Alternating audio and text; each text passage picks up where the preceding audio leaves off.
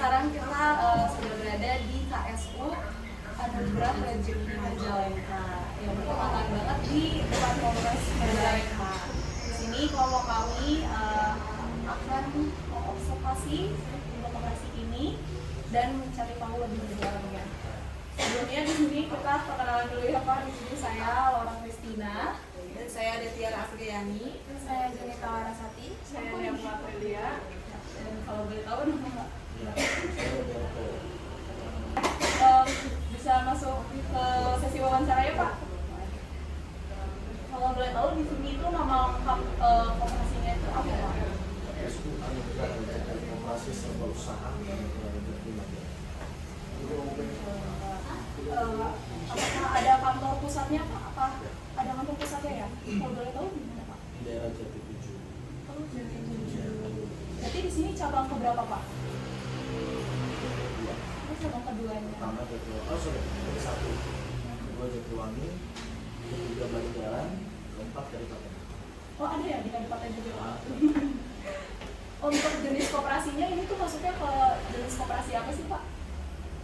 Teman-teman, pertanyaan ini kan harus dipahami. Iya. Jadi teman-teman sendiri setelah mencoba mendalami koperasi, jenis koperasi ada berapa? Ada jenis koperasi jasa, terus juga simpan pinjam, usaha, Bukan jawabannya. Koperasi serba siapa tahu lebih mendalami ke jasanya atau simpan pinjamnya, berarti ini lebih kepada ya Pak? Usaha. membantu usaha masyarakat, terutama di bidang pertanian sama UMKM. Oh, pertanyaan sama UMKM. Untuk badan hukumnya sendiri Pak? Jelas, itu di depan. Ada ya, iya. Badan hukumnya. Misalnya mau badan hukum sekarang, kita kan sebelumnya saya paten, terus di Dukok juga kita sudah terdaftar, Kementerian UMKM dan Koperasi juga terdaftar, jadi memang sudah jelas, ranahnya sudah jelas. Karena sudah tercantum badan hukumnya gitu, jadi tidak. Untuk tahun berdirinya koperasi ini sendiri, Ini atau pusat? kalau boleh tahu pusatnya dulu ya. Kalau pusatnya kurang lebih tahun 2002 ada. Oh, udah cukup lama ya berarti. Tapi kalau untuk cabangnya sendiri tahun 2000 kurang 12 tahun dari sekarang. Oh, berarti udah lumayan lama juga ya. Untuk nomor teleponnya perusahaan ini ada? Ada dicantumin lagi ya. Selanjutnya Pak, kalau ada visi dan misi koperasinya Pak? Kalau kita bicara visi kan yang pertama itu sebenarnya kalau untuk detailnya saya nggak secara kata saya nggak, cuma visinya itu mensejahterakan masyarakat. Kita lebih fokus ke sana supaya apa, UMKM di kabupaten juga berkembang, terus juga pertaniannya tidak secara pangannya masih kuat. Karena kita bicara kalau koperasi itu ada yang namanya lahan, kalau semuanya itu ada, tidak memberatkan ke petani, ke UMKM. Jadi kita sesuaikan kirimnya di Majalengka ini kemampuannya lebih tinggi. Karena tiap kabupaten punya batas minimumnya sendiri. Untuk misinya Pak? Visinya saya nggak tahu banget. Cuman kalau untuk visinya nanti saya katakan. Kalau misi kita kan, misi itu kan kalau koperasi itu kan sebenarnya keanggotaan, kan keanggotaan ya. Anggota itu kan ada anggota biasa dan anggota luar biasa ya. Anggota luar biasa itu ya kayak kita yang mengelola. Ya, nah, anggota biasa itu mereka yang dapat data untuk meminjam dana dan untuk diputarkan ke usaha. Itu kan kalau visi-misi kita bicaranya internal. Bagaimana sejarah dan perkembangan dari koperasi ini? Cabang atau pusat? Maksudnya cabang ini atau pusatnya? Pusatnya. Boleh pusatnya dulu Pak. Pusatnya dulu. Kalau pusatnya kan berdiri tahun 2002. Pertama kali itu sebenarnya kita itu dari luar wilayah Majalengka, dari Indramayu berangkatnya ke Jati 7, lebih dekat ke arah. Terus juga kalau lihat dari lokasi strategis di sana memang secara pertanian lebih kuat. Kita jatuh dari tinggi lumayan 2000. Apa tadi namanya? pertanyaannya, bagaimana sejarah dan perkembangan dari koperasi? Dulu itu dari pertama bikin koperasi ini, apa namanya, kita tuh main di pertanian UMKM, juga fokus motor baru untuk menyediakan motor kepada petani dulu ya, kita bicaranya dulu. Cuman melihat persaingan sampai sekarang itu banyak, kayak misalnya finance buka, perbankan buka, dan sebagainya.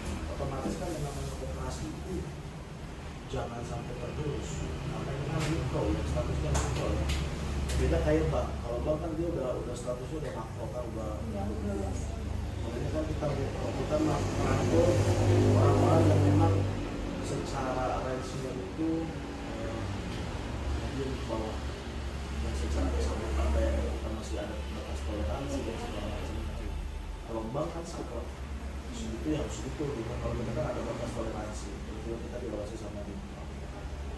Semakin kesini kita berkembangnya lebih fokus ke penyediaan usaha untuk para petani UMKM. Karena kita lihat kalau misalnya pangan dari kabupaten sendiri kurang, rasanya sulit juga untuk dapatin APBD kan dari situ. Tapi untuk kita bisa berkembang, otomatis kan semakin bertambah, karyawan juga semakin banyak, terus juga anggota semakin banyak. Yang tadinya kita tidak bisa karena kekurangan anggota, keuangannya sulit ditekankan, otomatis kita harus cari jalan lain. Kita ekspansi ke desa-desa pelosok satu itu masuk. Kalau dulu kita di sekitaran kota, sekarang udah masuk ke pelosok. Orang makan ke Gapok kan, kelompok tani itu juga udah masuk. Berarti perkembangannya cukup baik ya Pak? Sampai bisa dikatakan bukan cukup lagi baik. Karena kita sudah berjuang bertahan di terpadu dengan adanya finance, bank dan segala macam. Bahkan soal itu saya operasi harian mingguan yang tidak resmi pun kita kan kena imbasnya. Ya kan?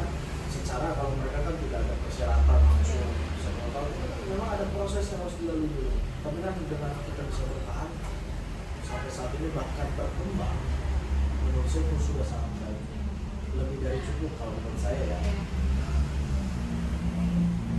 Bapak, dari apa produk dan layanan utama yang ditawarkan kepada anggota? Kita di sini ada yang namanya produk itu ada dua, ada yang namanya bunga menurun, ada yang namanya flat. Flat itu kalau teman-teman biasa lihat kayak angsuran biasa. Selama 24 bulan angsurannya setiap bulan segini gitu kan, tetap kan dia kan nggak berubah. Kalau bunga menurun itu lebih ke kesanggupan bayar. Jadi contoh, yang penting kewajibannya dibayarkan. Operasi kredit kan bunganya 3,5%. Sedangkan kalau sahabatnya kan yang lainnya tuh ada yang 4,5, ada yang 5, itu 4,5%. Jadi misalnya contoh dari 1 juta itu kan 3,5%, bukan 25.000. Itu adalah kewajiban mereka itu 25.000. Kita nanti misalnya mereka mau bayar 100.000, suka-suka gitu ya, tapi kewajibannya masuk. Dan itu yang kita katakan memudahkan para petani. Petani kan 4 bulan sekali nih, biasanya panen 3 bulan, 4 bulan gitu kan. Sedangkan produk yang ini kita sediakan 6 bulan. 6 bulan, para petani cukup hanya bayar jasanya saja. Nanti ketika sudah panen, bisa langsung menutup pokoknya. Jangannya berapa, di awal misalnya 8 juta ya, itu 8 juta ketika sudah panen. Jadi kita nunggu panen petani juga memaksakan gitu. Itu produknya dari dua, bunga menurun sama flat.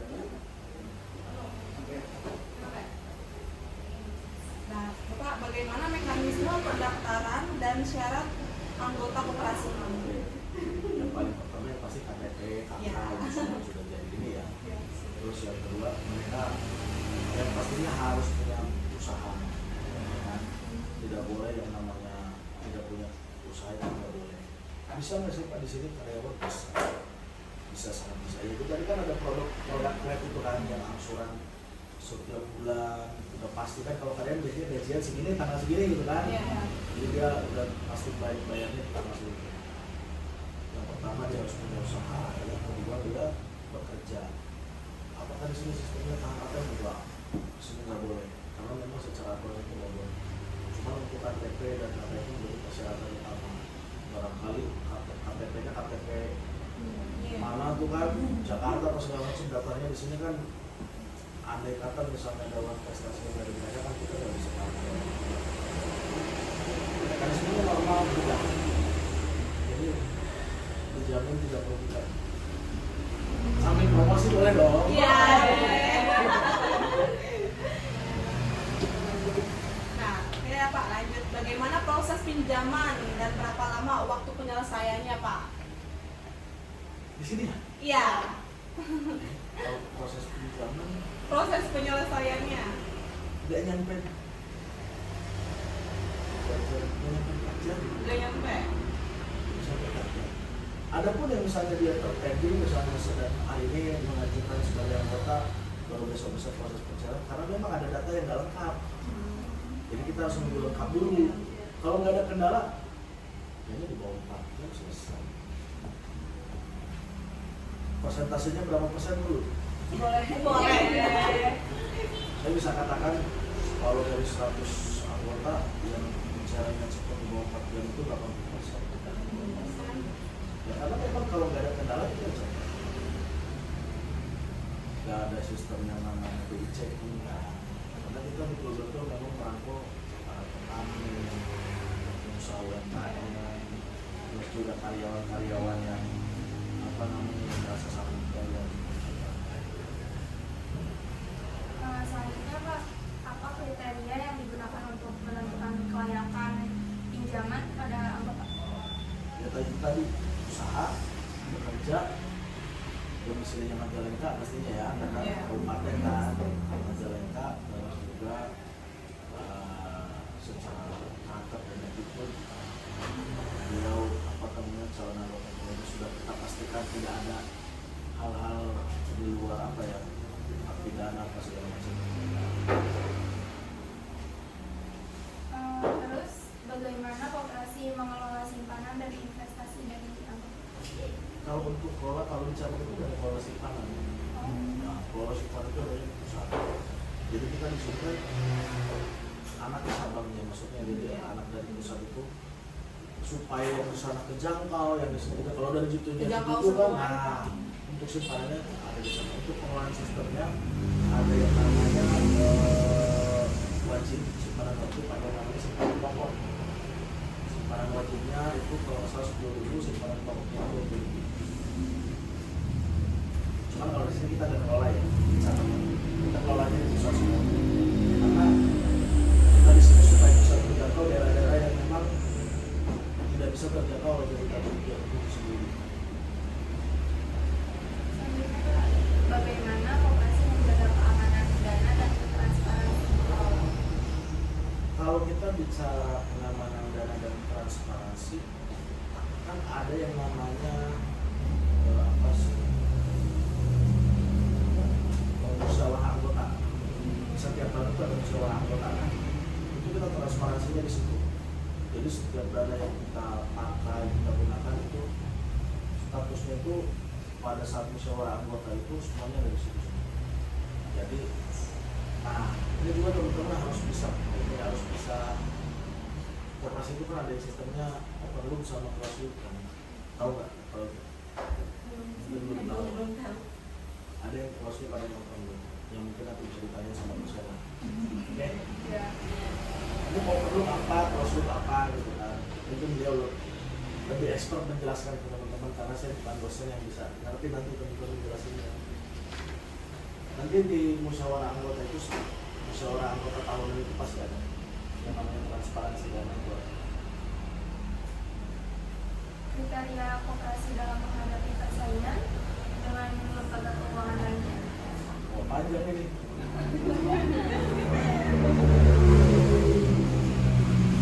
Sebenarnya persaingan itu kan selalu ada ya, di segi apapun ya. Teman-teman pun kan bersaing satu sama lain kan. Iya, betul. Kalau koperasi bersaing sebenarnya kalau teman-teman bisa lihat di Majalengka itu sudah banyak yang namanya koperasi, finance atau leasing, terus juga bank, apalagi bank dengan pinjaman yang besar. Tapi salah satu contoh koperasi kita itu kan tidak menggunakan BI checking. salah satu cara kita untuk mempermudah proses, tapi tidak sembarangan. Mempermudah tapi tidak sembarangan. Terus juga kita lebih menjangkau ke kalangan yang memang menengah ke bawah. Nah, secara kesanggupan bayar, salah satu ini juga tadi produk menurun, yang bayar suka-suka itu, yang penting bayar kewajiban itu untuk barang tadi.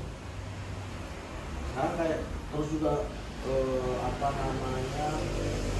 titik jangkaunya kan kalau bank itu dia lebih, contoh kayak misalnya mbak ini merangkul mana nanti kesini semua gitu kan. Nah, kalau kita lebih ke perorangan dulu gitu, jadi lebih persuasif masuk. Terus persaingannya pasti ada aja lah gitu, bilang persaingannya. Ada yang nggak suka, ada yang suka, ada yang merasa tersaingi, ada yang merasa ini memang gampang, biasa itu. Kita ada yang namanya hukum alam, siapa yang tidak sanggup mengikuti dia yang selesai kan gitu. Dalam dia pertanyaannya. Pakai dalam. Dampak koperasi bagi perekonomiannya apa? Bagi anggotanya dan komunitas sekitar. Kalau dampak, sebenarnya ini pertanyaannya harusnya ke lingkungan yang kita kasih ya, seharusnya ya. Nah, kalau teman-teman tanya dampaknya ke saya rasa sampai saat ini gitu ya, yang saya lihat usaha mereka tetap berjalan, bahkan berkembang dengan atas apa yang kita sudah bantu. Kayak misalnya tadinya cuma punya 1 kotak tanah, sekarang udah punya 4 kotak tanah gitu kan. Terus yang tadinya warung kelontongan, sekarang warungnya udah jadi toko. Itu hal-hal yang harus kita lakukan di sini di koperasi. Karena apa? Kalau misalnya bantuan dari kita disalahgunakan atau tidak bisa berkembang, ini kan berarti akan menjadi catatan kita di tahun ini, anggota-anggota yang tidak bisa berkembang. Itu karena apa? Apakah hanya sekedar pinjam ternyata uang tidak digunakan usaha kan gitu? Itu kan harus kita pastikan. Jadi bahan evaluasi. Betul sekali. Lanjut ya Pak. Apakah ada program pelatihan atau pendampingan usaha bagi anggota yang mau minjam? Ada tim khusus, tapi bukan dari cabang kita. Ada tapi bukan dari cabang kita, tim khusus yang memang masih digunakan dan kita kan tidak ada. Cuma untuk orang-orangnya kan mereka langsung dari pusat langsung, bukan dari yang. Kalau misalnya kita yang nyari, kita yang latihan, memberi pelatihan juga, waktunya kapan buat nyarinya kan gitu. Karena untuk pelatihannya kan harus intens. Ada tapi orang-orang khusus. Saya juga jujur aja, nggak tahu orang-orangnya siapa sebenarnya. Cuma untuk dari pusat itu ada penanggulangan langsung ke mereka-mereka yang memang ini konotasinya yang baru buka ya, bukan yang sudah punya usaha. Kalau itu nggak perlu pelatihan, tapi yang mau buka usaha kita bantu, nah itu yang diberi pelatihan. Kalau boleh tahu bentuk pelatihannya apa Pak untuk anggota itu? Yang satu ya secara teori pasti ya, secara teori. Terus juga cash flow, bicara cash flow itu pasti akan ada yang namanya usaha kan cash flow, ada warung cash flow-nya seperti apa. Terus juga pemahaman lokasi, biasanya lokasi misalnya di sini ada warung, persaingannya seperti apa, itu akan dikasih pemahaman. Tinggal nanti bagaimana si anggota menjalankan. Bagaimana koperasi menangani risiko kredit macet dan bagaimana solusi yang diberikan? Kalau solusi banyak. Berhubung kita bekerja sama dengan Minkoop, kita juga di bawah kementerian, kita bekerja sama dengan pihak berwajib. Iya. Karena kan kalau koperasi itu ada status fidusia, itu tidak ada. Status fidusianya tidak ada. Karena mereka di bawah, kecuali sekarang yang Openloop itu, yang Openloop itu di bawah OJK. Ada sebagai koperasi yang di bawah OJK, ada yang masih di bawah Kementerian Pemerintah. Kalau yang di bawah Kementerian Pemerintah itu tanpa fidusia. Kalau yang di bawah OJK ya mereka bisa melalui fidusia.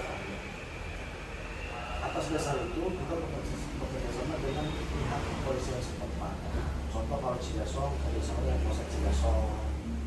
Kalau misalnya Banjaran dengan Polsek Banjaran, kalau misalnya Polsek Banjaran, itu dengan Polsek Banjaran. Jadi kita tergantung caranya pasti di Polres juga. Tapi untuk skup yang lebih kecil kita pasti di Polsek. Untuk penanganan yang nggak bisa lagi ditangani oleh kita ya, kalau masih bisa ditangani ya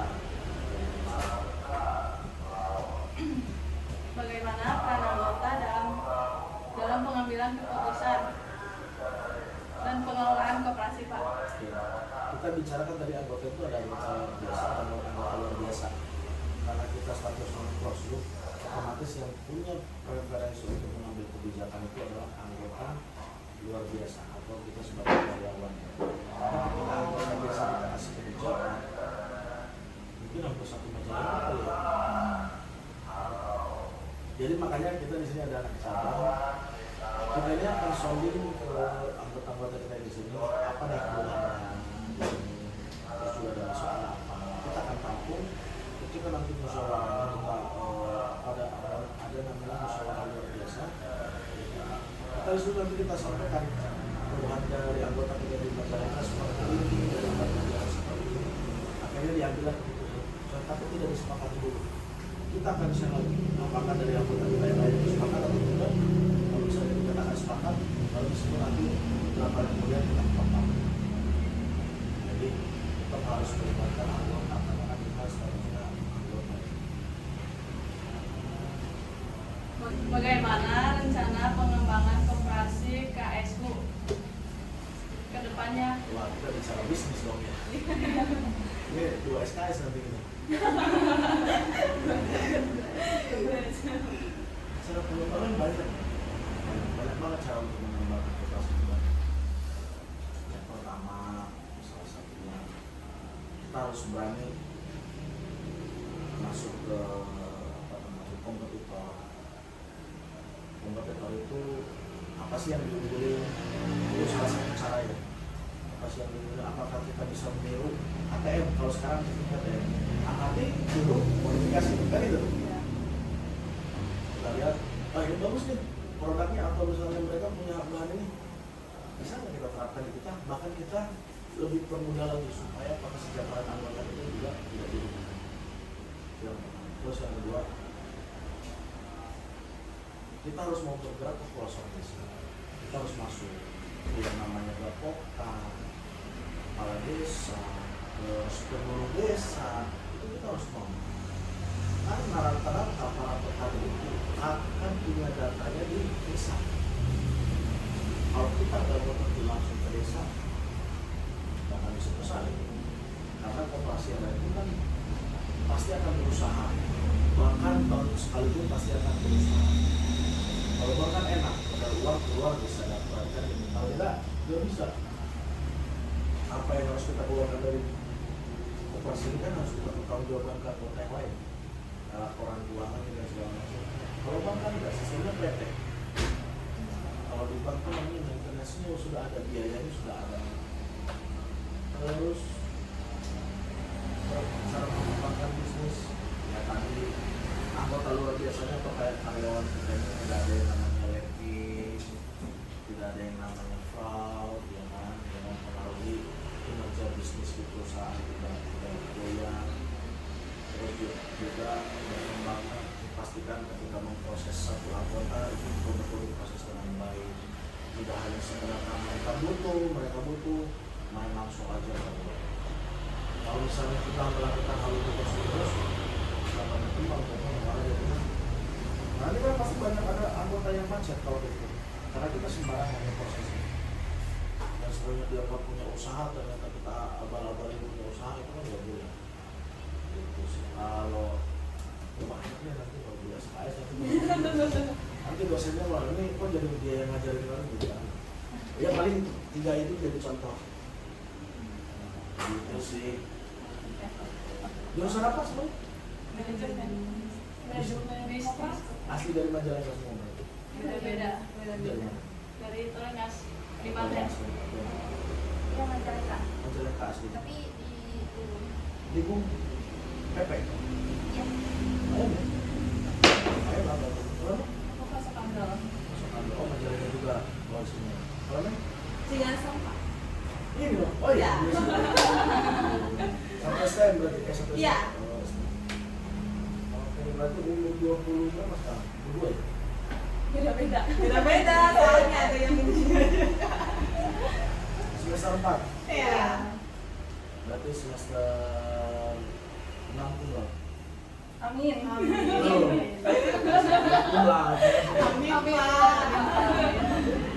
Doa terbaik. Dosennya siapa sebenarnya? Pak Bibi untuk